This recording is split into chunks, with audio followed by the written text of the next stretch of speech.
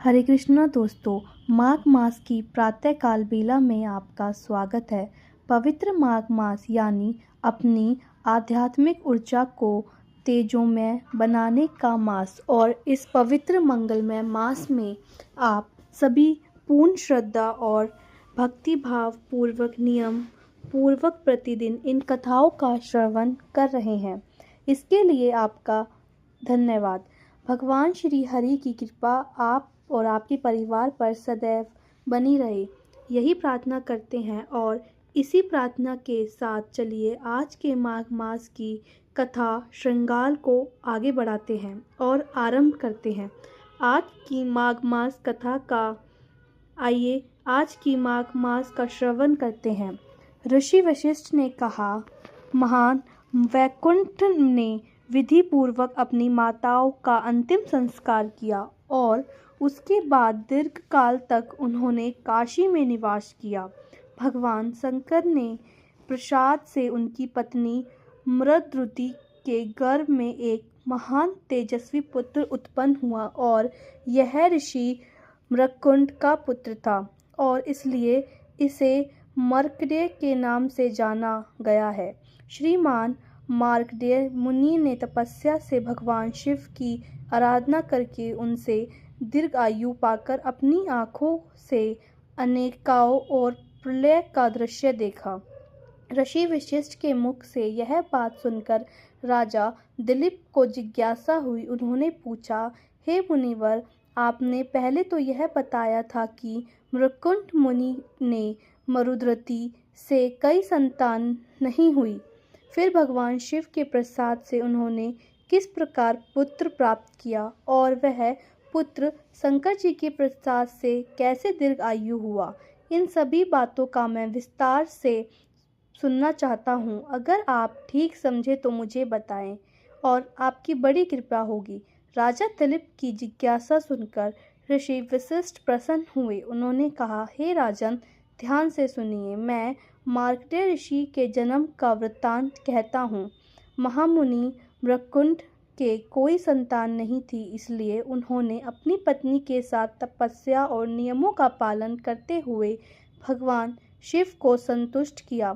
संतुष्ट होने पर पीनाधारी शिव ने पत्नी सहित मुनि से कहा, हे मुनि, मुझसे कोई वर मांगो। तब मुनि ने वर मांगा, हे परमेश्वर, आप मेरे संतान से संतुष्ट हैं, इसलिए मैं आपसे एक पुत्र चाहता हूँ। हे महेश्वर, मुझे अब तक कोई संतान नहीं हुई है। मुनि की बात सुनकर भगवान शिव से कहने लगे, हे मुनि, क्या तुम उत्तम गुणों से हीन चिरंजीवी का पुत्र चाहते हो या केवल 16 वर्ष की आयु वाला एक गुणवान और सर्वयज्ञ पुत्र पाने की इच्छा रखते हो? उनके इस प्रकार प्रश्न पूछने पर धर्मात्मा मृकुंड ने कहा, हे जगदीश्वर, मैं गुणहीन पुत्र नहीं चाहता। उसकी आयु छोटी ही क्यों ना हो, वह सर्वयज्ञ होना चाहिए। वे सुनकर भगवान शिव ने कहा, ठीक है, जो तुम्हें 16 वर्ष की आयु वाला पुत्र एक पुत्र प्राप्त होगा जो परम धार्मिक, सर्वयज्ञ, गुणवान, लोक में यशस्वी और ज्ञान का समुद्र होगा। ऐसा कहकर भगवान शिव अंतर्ध्यान हो गए और मुनिवर मृकुंड इच्छा अनुसार वरदान पाकर प्रसन्न हो गए और अपने आश्रम में वापस लौट आए। उनकी पत्नी मरुधति बहुत दिन के बाद गर्भवती हुई। मुनि ने विधि पूर्वक गर्भाधान स्वीकार किया। तत्पश्चात गर्भस्थ बालक ने चेष्टा उत्पन्न होने से पहले पुरुष की वृद्धि के लिए उन्होंने किसी शुभ दिन का गृहस्थु में बताई हुई विधि के अनुसार अच्छी तरह से पुण्य सवन संस्कार किया। जब 8वां मास आया तो संस्कार कर्मों के ज्ञात उन मुनीश्वर ने गर्भ के रूप की समृद्धि और सुखपूर्वक संतान की उत्पत्ति होने के लिए सीमताओं नयन संस्कार किया। समय आने पर मरुधति के गर्भ में सूर्य के समान तेजस्वी पुत्र का जन्म हुआ। उस समय देवताओं की धुंध भी बज उठी, संपूर्ण दिशाओं स्वच्छ हो गई और सभी ओर के प्राणियों को तत्पथ करने वाली कल्याणमयी वाणी सुनाई देने लगी। बालक की शांति के लिए वेदव्यास आदि मुनि भी वैकुंठ के आश्रम पर पधारे। साक्षात महामुनि देवव्यास जी ने बालक का जातकर्म संस्कार किया। तत्पश्चात 11वें दिन मुनि ने नामकरण संस्कार किया और उसके बाद नाना प्रकार के वेदोक्त मंत्र और आशीर्वाद के अभिनंदन करके मुनियों ने बालक की रक्षा का शास्त्रीय उपाय किया। फिर मृकुंड मुनि के द्वारा पूजित होकर वे सभी लोग लौट गए। उस समय नगर और प्रांत के लोग हर्ष में आकर आपस में कहते हैं, ओ इस बालक का अद्भुत रूप है, अद्भुत तेज और समस्त अंगों का लक्षण भी अद्भुत है। मूर्धति के सौभाग्य के साक्षात भगवान शंकर ही इस बालक के रूप में प्रकट हुए हैं। यह कितने आश्चर्य की बात है। चौथे महीने में पिता ने पुत्र को घर से बाहर निकाला। छठे महीने में उनका अन्नप्राशन संस्कार करवाया। फिर 2.5 वर्ष की अवस्था में चूड़ा कर्म करके श्रवण नक्षत्र में कर्णवेद किया। तंत्र कर्मों के ज्ञात मृकुंड मुनि ने बालक के ब्रह्मा तेज की वृद्धि के लिए 5वें वर्ष की अवस्था में उसे यज्ञोपवीत कर दिया। उपाकर्म करके विद्वान मुनि ने बालक को वेद पढ़ाया। उसके अंग, उपांग, पद और कर्म सहित संपूर्ण वेदों का विविध पूर्वक अध्ययन किया। वह बालक बड़ा शक्तिशाली था। गुरु तो उसकी साक्षी मात्र थे। उसने विनय आदि गुणों को प्रकट करते हुए गुरु मुख के समस्त विद्याओं को ग्रहण किया। यह भिक्षा के अन्न से जीवन निर्वाह करता हुआ प्रतिदिन माता पिता की सेवा में संलग्न रहता था। बुद्धिमान मार्कंडेय की आयु 16 वर्ष प्रारंभ होने से मृकुंड मुनि का हृदय शोक से कातर होने लगा। उनकी संपूर्ण इंद्रियों में व्याकुलता छा गई। वे दीनता पूर्वक विलाप करने लगे। मार्कंडेय के पिता का अत्यंत दुखी होकर विलाप करते हुए देखकर उसने पूछा, हे तात, आपके शोक और मोह का क्या कारण है? मार्कंडेय के मधुर वचन सुनकर मृकुंड ने अपने शोक का युक्ति युक्त कारण बताया।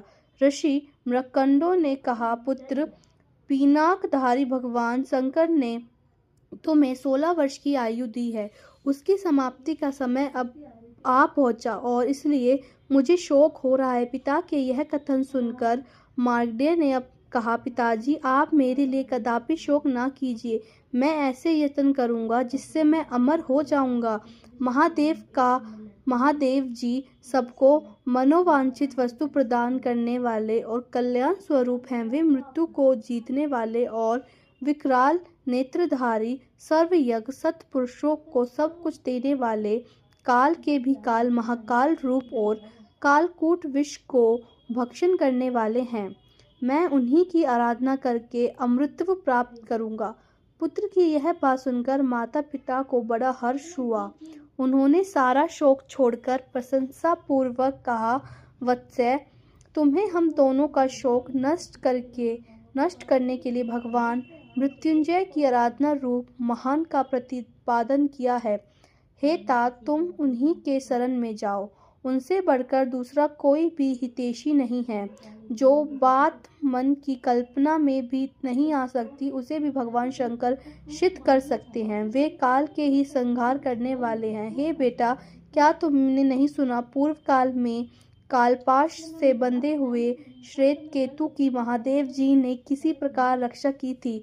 उन्होंने ही समुद्र मंथन से प्रकट हुए प्रलयकालीन अग्नि के समान भयंकर हलाल विष का पान करके तीनों लोक को बचाया था। जिसने तीनों लोक की संपत्ति हड़प ली थी, वह मान अभिमानी जलधरन को अपने चरणों की अंगुष्ठ रेखा से प्रकट करके चक्र द्वारा मौत के घाट उतार दिया था। यह वही भगवान धूर्ति हैं जिन्होंने श्री विष्णु को बाण बनाकर एक भी बाण के प्रहार से उत्पन्न हुई आग की लपेटों से दैत्यों को तीनों पुरों को फूट डाला था। अंधकासुर तीनों लोक का आश्रय पाकर विवेक शून्य हो गया था, किंतु उसने भी महादेव जी से अपने त्रिशूल की नोक पर रखकर 10,000 वर्षों तक सूर्य की किरणों में सुखाया। केवल दृष्टि डालने मात्र से ही तीनों लोक को जीत लेने वाले प्रबल कामदेव को उन्होंने ब्रह्मा आदि देवताओं को देखते देखते जलाकर भस्म कर दिया था, अनंत के पदवी और पहुंचा दिया था। भगवान शिव ब्रह्मा आदि देवताओं के एकमात्र कर्ता, मेघ रूपी वैश्व और सवारी करने वाले, अपने महिमा से भी न होने वाले संपूर्ण विश्व के आश्रय और जगत की रक्षा के लिए दिव्य मणि के समान हैं। हे बेटे, तुम उनकी शरण में जाओ। इस प्रकार मुनि मुकुंद ने अपने पुत्र को आज्ञा दी। फिर मार्कंडेय अपने पिता की आज्ञा के अनुसार दक्षिण समुद्र के तट पर चले गए और वहां पर क्या हुआ उसकी कथा का श्रवण हम करेंगे हमारे इस माघ मास कथा श्रृंगार की अगली कड़ी यानी कल प्रातःकाल में। उसे सुनने के लिए आपको हमारे चैनल को सब्सक्राइब करना होगा और बेल आइकन को ज़रूर दबाएं। अगर आपको ये वीडियो कैसी लगी हो वो हमें कमेंट बॉक्स में लिख के ज़रूर बताएं। धन्यवाद।